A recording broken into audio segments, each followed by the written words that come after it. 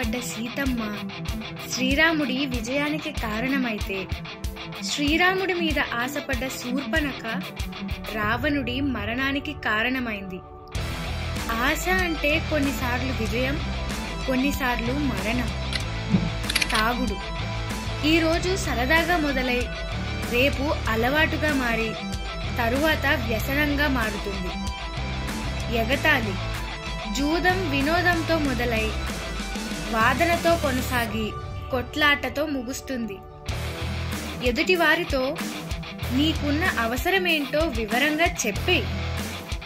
మనస్పర్ధలు రావు, మాయలు జరగవు. మనసు కావాలా, మనీ కావాలా, మాటలు కావాలా, నేను కావాలో క్లారిటీ ఇచ్చేయి. ఒప్పుకుంటే సరే, కాదంటే మరొకరు. మనుషులే కరువా ఈ లోకంలో? కానీ నమ్మించి వాడుకోకు. నీ అవసరాలకు మనిషి మరణించే వరకు మోయవలసిన బాధను మోసం చేసి ఇవ్వకు.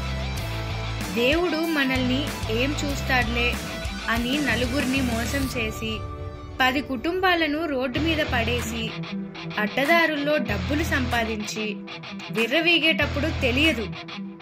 చేసిన పాపాలు పండి ఆసుపత్రిలో రోజులు లెక్క పెట్టేటప్పుడు గోడ మీద ఇలా రాసి ఉంటుంది. అంటే అర్థం, నేను నిన్ను చూస్తున్నాను. దేవుడు అన్నీ చూస్తూనే ఉంటాడు. భూమి కన్నా సహనశీలి ఎవరు? తల్లి. ఆకాశం కన్నా ఉన్నతులెవరు? తండ్రి. గాలి కన్నా వేగమైనది మనసు. త్యాగం వల్ల తృప్తి పొందేది జీవితం. ధర్మం నిలబడే కారణం కృషి. కీర్తి స్థిరంగా ఉండటానికి దానగుణం. స్వర్గానికి దారి సత్యం. మనశ్శాంతికి మూలం తృప్తి. మనిషికి బలమైన శత్రువు కోపం. తీరని వ్యాధి అత్యాశ. ఏది శోకం?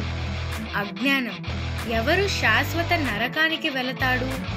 ఉండి కూడా దానం ధర్మం చేయలేనివాడు.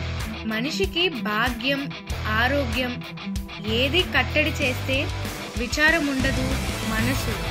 ఏది మీరితే అపాయం నిదానం. ఏది విడవగలిగితే గొప్పతనం కామం.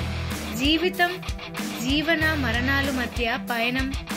మంచి చెడుల మధ్య సంగ్రామం. ప్రేమ పంతాల మధ్య గందరగోళం. ఏదో సాధించాలనే కుతూహలం. ఏమీ చేయలేమేమో అనే భయం. ఏది ఏమైనా విధాత రాసిన రాతని మార్చలేమనేది జగమెరిగిన సత్యం. నాకేమీ తెలీదు అనుకునేవాడు అమాయకుడు.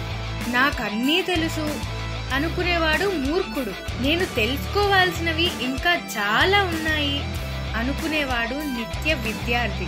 తెలుసుకున్న వాటితో సత్య అసత్యాలు గ్రహించేవాడు మేధావి. కొన్నిసార్లు నీ ప్రమేయం లేకుండానే నీ మీద నిందలు వస్తాయి.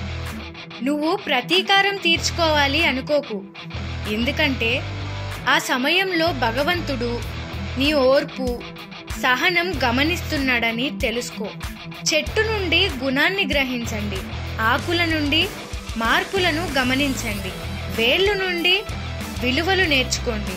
ఇష్టమున్న చోట కష్టం ఉంటుంది. కష్టం ఉన్న చోట బాధ. కష్టం బాధ అర్థం చేసుకున్న చోట ప్రేమ ఉంటుంది. వీటన్నిటినీ అర్థం చేసుకునే మంచి మనసుంటే జీవితం అద్భుతంగా ఉంటుంది.